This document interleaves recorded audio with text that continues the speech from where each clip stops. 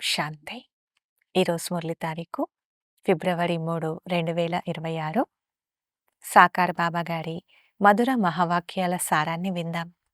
బాబా చెప్తున్నారు, మధురమైన పిల్లలారా, మీరు స్మృతిలో ఉండే పురుషార్థం తప్పకుండా చేయాలి. ఎందుకంటే స్మృతి బలం ద్వారానే మీరు వికర్మ చేతులుగా అవుతారు. ప్రశ్న: ఏ ఆలోచన వస్తే పురుషార్థంలో క్రింద పడతారు?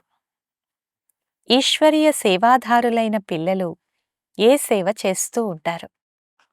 2 ప్రశ్నలున్నాయి ఇందులో.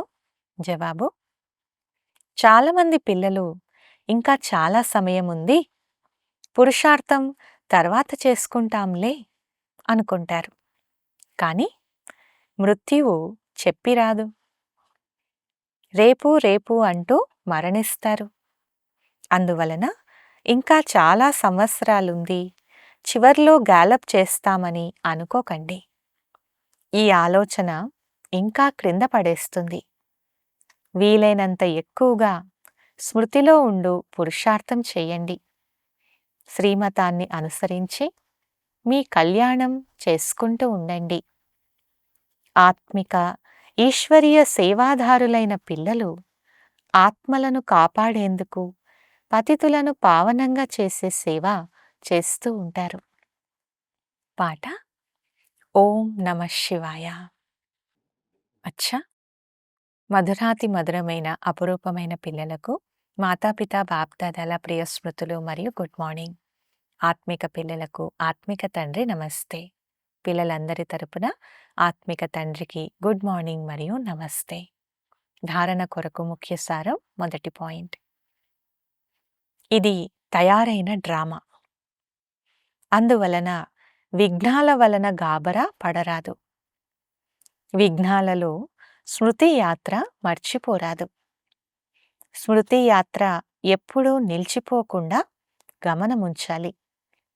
2 పాయింట్: పారలౌకిక తండ్రి పరిచయాన్ని అందరికీ ఇస్తూ పావనంగా తయారయ్యేందుకు యుక్తిని తెలపాలి. దైవీ వృక్షం యొక్క అంటుకట్టాలి. వరదానము: మైపన్ అనగా నేను అనే భావనను త్యాగం చేసి సేవలో సదా మునిగి ఉండే త్యాగమూర్తి సేవాధారి భవ. వివరణ: సేవాదారులు సేవలో మైపన్ను త్యాగం చేసినప్పుడే సఫలతను అనుభవం చేయగలుగుతారు. నేను సేవ చేస్తున్నాను, నేను సేవ చేశాను, ఈ సేవాభావాన్ని త్యాగం చేయండి. నేను చేయలేదు, కానీ నేను చేసే ఆత్మను చేయించేవారు నా తండ్రి. మైపన్ అనేది బాబా ప్రేమలో లీనమైపోవాలి. వీరినే సేవలో సదా మునిగి ఉండే త్యాగమూర్తి, సత్యమైన సేవాధారి అని అంటారు. చేయించేవారు చేయిస్తున్నారు, నేను నిమిత్తంగా ఉన్నాను. సేవలో మైపన్ మిక్స్ అవ్వడం ద్వారా బానిసగా అయిపోతారు. సత్యమైన సేవాధారిలో ఈ సంస్కారం ఉండకూడదు. స్లోగన్: వ్యర్థాన్ని సమాప్తం చేస్తే సేవ యొక్క ఆఫర్ మీ ముందుకొచ్చేస్తుంది.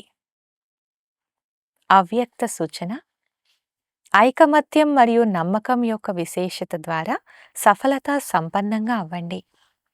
ఈరోజుటి పాయింట్: ఏకత కొరకు స్వయంలో ఇముడ్చుకునే శక్తి కావాలి.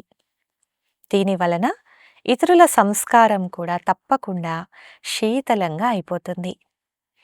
సదా పరస్పరంలో స్నేహము మరియు శ్రేష్టత యొక్క భావన ద్వారా సంపర్కంలోకి రండి. గుణగ్రాహకులుగా అయినట్లయితే ఏకత స్థిరంగా ఉంటుంది. మీ సంఘటన యొక్క శుభ భావన అనేక ఆత్మలకు భావన యొక్క ఫలాన్ని ఇప్పించేందుకు నిమిత్తంగా అవుతుంది. వారికి కొత్త మార్గం లభిస్తుంది. అచ్చా, ఓం శాంతి.